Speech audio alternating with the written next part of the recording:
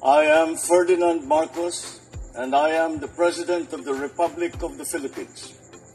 I stand today on behalf of 110 million Filipinos.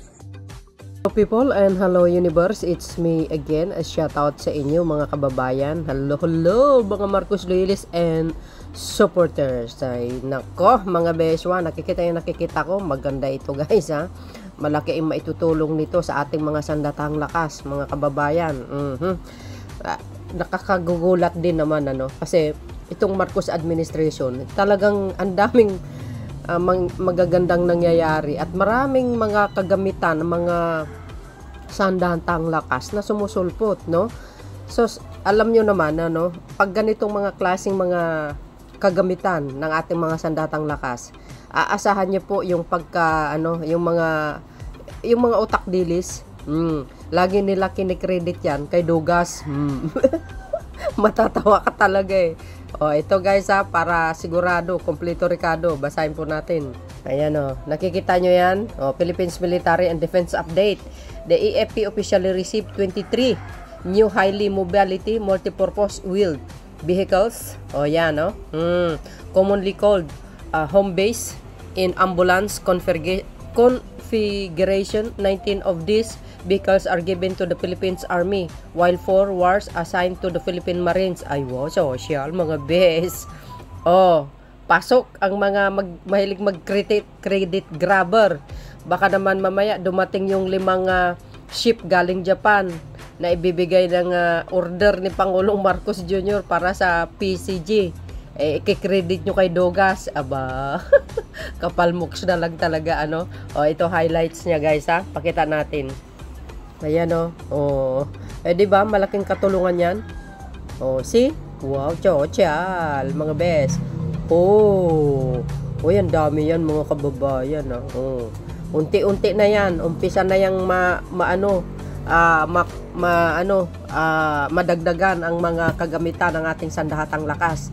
Sabi ko nga, itong nakaupo ngayon sa Malacanang, yan, total package in general, hindi lang isang lang sektor ang kanyang focus, kundi pangkalahatan na, no? Siyempre, kailangan priority din ito dahil kailangan natin ito guys, ha? Alam nyo kung ang mga PAS admin, kung nakatutok lang sila mula nung 1986 hanggang 2016, ay lagi silang nagpupundar ng mga kagamitan ng mga sandatahang lakas, malamang baka mahihigitan pa natin itong mga siraulong mga gahaman na ganid na sumasakop dyan sa West Philippine Sea natin. Kung yan ang ginagawa ng mga PAS admin, nakafocus lang sila sa mga kagamitan, hindi mo naman kumbaga hindi mo naman lahat na bilhin.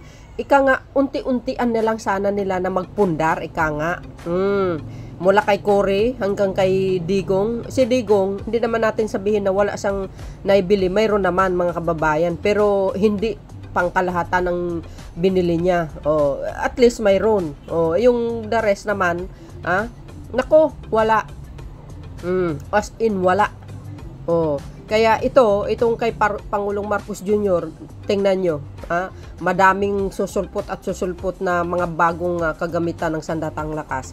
Itong maganda sa Pangulo na ito kasi nakikita niya kung alin po ang mayroong problema. See? So dahil dito mga best, maganda ito, good news to for everybody. Wow. See? Yan, congratulations, sa ating mga AFP, at saka mga Philippine Marines. Magagamit talaga ito guys, lalo na pagdating sa mga dilubyo. Ayan. So abangan po natin ang pagdating ng 5 barko na pang karagatan naman yun, 5 galing Japan mga bes. Ayun, 'di ba? Nasabi na po natin 'yan. Correct me if I'm wrong. So ito ang pinaka-latest updates ko lang sa inyo mga bes. Gusto ko lang i-spread ito para malaman ng pangkalahatan, na unti-unti tayo nagpupundar ng kagamitan ng pang-military. Yung mga credit grabber diyan, pag nag-credit grabber kayo, dapat kumpleto ang resibo nyo. Tapos i-comment section nyo para ma-shout out ko naman kayo na oo pala. Kay ano pala yan. Sige, thank you. Gano'n lang yun eh. Hindi naman natin na ipagsawang iisnabin na sabihin, hindi sa inyo yan, ganito ganon.